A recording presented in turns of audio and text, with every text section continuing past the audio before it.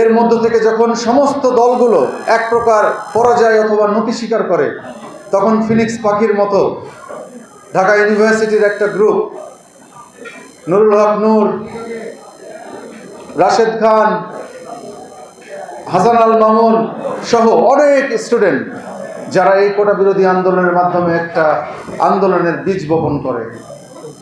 এবং এই আন্দোলনের বীজ বপন করতে গিয়ে ভিপি নূর অথবা তার সাথী যারা ছিল এত পরিমাণে অত্যাচারিত হয়েছে, বিশেষ করে ভিপি নূর মোর দ্যান 30 টাইমস, যেটা তার উপরে প্রাণনাশক হামলা করা হয়েছে। সেটা হতে পারে ছাত্রলীগ, সেটা হতে পারে সরকারের মদতপুষ্ট, এবং তাকে চেষ্টা করা হয়েছে বেশ কয়েকবার গুম করা। আজকে যে বাংলাদেশ আমরা পেয়েছি, আমরা এখানে কোনো ভেদাভেদ চাই না। আওয়ামী লীগ কোনো দলকে স্পেস দেয়নি। বিএনপির যতগুলো নেতাকর্মী, যত মামলা হামলা, এটা আনকাউন্টেবল, 5 লাখের উপরে। জামাত ইসলামের শীর্ষস্থানীয় নেতৃবৃন্দকে প্রহসনের বিচার দিয়ে হত্যা করা,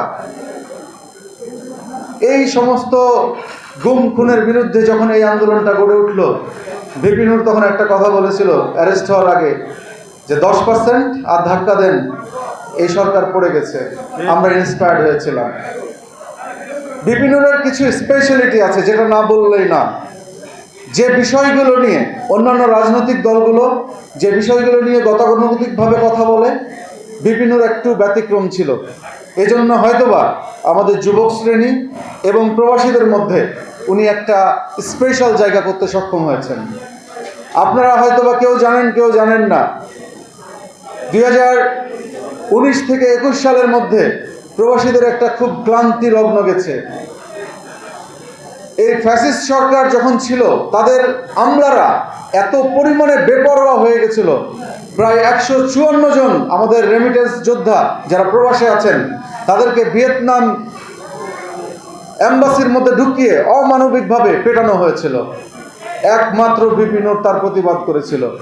এখন যদি আপনারা লক্ষ্য করেন, প্রবাসীদের মধ্য থেকে অসাংবাদিত যদি কোনো নেতা খোঁজা হয়, তারা একমাত্র ভিপি নূরকেই ভালোবাসে। আজকে ডিপ স্টেট বলেন, আজকে আমাদের যারা শত্রু বলেন, তারা আমরাকে কখনোই এক হতে দিবে না। তাদের একটাই পলিসি, ব্রিটিশরা যেভাবে আমাদের শাসন করেছিল, ডিভাইড অ্যান্ড রুল। আজকে আপনি পদে পদে দেখবেন, আমরা যারা আধিপত্যবাদ ফ্যাসিস্ট বিরোধী যে শক্তি আছি, সেই শক্তিকে সবসময় ভাগ করার চেষ্টা করা হচ্ছে। আমরা দেশের প্রশ্নে, দেশের স্বার্থে জামাত ইসলাম বলেন, বিএনপি বলেন, এনসিপি বলেন, গণ অধিকার পরিষদ বলেন, বিজেপি বলেন, গণসংহতি আন্দোলন বলেন, আমরা সবাই এক। এই জায়গাতে আমরা যেন কেউ কারো শত্রুতা না করি। যদি আমরা আমাদের পিছনে লেগে যাই, তাহলে কিন্তু আবার ওই ফ্যাসিস্ট এবং আধিপত্যবাদ আবার আমাদের এখানে নাড়াচাড়া দিবে। অশান্তির মধ্যে আছি আল্লাহ সবাইকে, যত দ্বিমত থাকুক, অমত থাকুক, যত ধরনের মতের ধারায় থাকুক না কেন, আল্লাহ আমাদেরকে সবাই মিলে বাংলাদেশকে গড়ার তৌফিক দান করো। আল্লাহ জনগণকে সকলে পরিচালিত করার তৌফিক দান করো। আল্লাহ আমাদের দেশের উন্নয়ন করার সবাই তৌফিক দান করো। মারামারি কাটাকাটি গন্ডগোল হট্টগোল যা আছে, আল্লাহ সব কিছু তুমি মীমাংসা করে দাও। আমাদের এই দেশের শান্তি বর্ষিত করো আল্লাহ। আল্লাহ আমরা তোমাদের কাছে ফরিয়াদ করি, আল্লাহ আমরা তোমারই বান্দা। ইয়া রাব্বুল আলামিন, মেহেরবানি করে আমাদের ফরিয়াদকে তুমি মঞ্জুর করে নাও। সাল্লাল্লাহু তাআলা আলা খায়রি খালকি মুহাম্মাদ ওয়া আলা আলিহি ওয়া সাহবিহি মুহাম্মাদ কামা সাল্লাইতা আলা ইব্রাহিম ওয়া আলা আলি ইব্রাহিম ইন্নাকা হামিদুম মাজিদ।